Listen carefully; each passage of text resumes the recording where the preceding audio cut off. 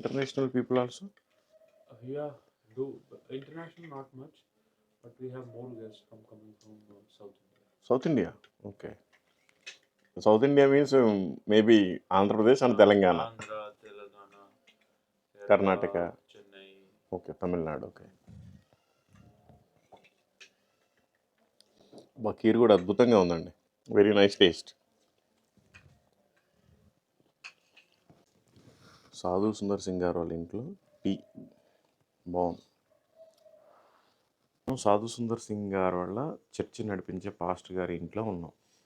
So ఇక్కడ మీరు చూస్తున్నారు, సాధు సుందర్ సింగ్ గారిది 133వ బర్త్డే జరుపుకున్నప్పుడు వేరే వాళ్ళు గిఫ్ట్గా ఇచ్చారు ఈ ఫోటోని. దాంట్లో ఏమనుందంటే సెప్టెంబర్ 3వ తేదీన ఆయన పుట్టారు, 2022 నాటికి 133 సంవత్సరాలు అయింది. అంటే మొన్న సెప్టెంబర్కి ఇంకొక 3 సంవత్సరాలు పెరిగింది. అంటే ఆయన వయసు ఇప్పటికి ఉండుంటే 136 సంవత్సరాలు. 136 సంవత్సరాలలో ఆయన దేవుని నమ్ముకుంది ఎప్పుడంటే 1904లో, అంటే 1904 సంవత్సరంలో ఆయన దేవుడిని నమ్ముకున్నాడు. ఆయన పుట్టింది ఎప్పుడు 1989.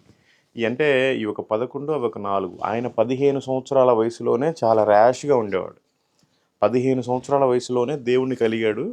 1904లో ఆయన పుట్టింది 89, మళ్ళీ బాగా గుర్తుపెట్టుకోండి. అయితే ఆయన బ్రతికిన కాలం 1929, అంటే కరెక్ట్గా 40 సంవత్సరాలు బ్రతికాడు. 15 సంవత్సరాలకి దేవుణ్ణి యాక్సెప్ట్ చేశాడు, దేవుని ద్వారా దర్శనాన్ని పొందుకున్నాడు. ఆ తర్వాత 25 సంవత్సరాలు అసలు నిజంగా మంచి సేవ చేశారండి. ఎవ్వరూ చేయలేనంత సేవ. కాశ్మీర్ నుంచి కన్యాకుమారి దాకా చెప్పులు లేకుండా 2 సార్లు ప్రయాణం చేశాడు. అటు టిబెట్, అటు ఇప్పుడు చైనాలో కలిసిపోయింది. ఆ లదాఖ్ మీరంతా చూశారు. కాశ్మీరు అసలు ఆ చలికి అసలు టెంపరేచర్ మైనస్. ఆ టైంలో కూడా ఆయన చెప్పులు లేకుండా ప్రయాణం చేశాడు. 2 అంగీలు, ఒకటి ఉతుక్కునేవాడు వేసుకునేవాడు, ఇంకోటేమో ఉతుక్కోవడానికి ప్లేస్ లేని దగ్గర వేసుకునేవాడు. ఆయన చూడండి, 1904లో ప్రభువు నమ్ముకున్నాడు. అప్పుడు 15 సంవత్సరాలు. ఈ 25 సంవత్సరాలలో ఆయన ఆంధ్ర వచ్చాడు, తెలంగాణ వచ్చాడు, కేరళ వచ్చాడు, తమిళనాడు వచ్చాడు, కర్ణాటక వచ్చాడు. ఎంటైర్ ఇండియా అయిపోయి వేరే దేశాలకు కూడా అనేక దేశాలకు వెళ్ళాడు ఆయన. యూకే వెళ్ళాడు, జర్మనీ వెళ్ళాడు. Sir US also visited? Okay, చాలా వెళ్ళాడు అప్పటికి. ఆయన ఒక సూసైడ్ పర్సను, బైబుల్ని కాలబెట్టిన పర్సను. ఆయన దేవుడిని నమ్ముకొని అసలు ఈ పంజాబ్స్ అందరికీ ఒక మాదిరికరం.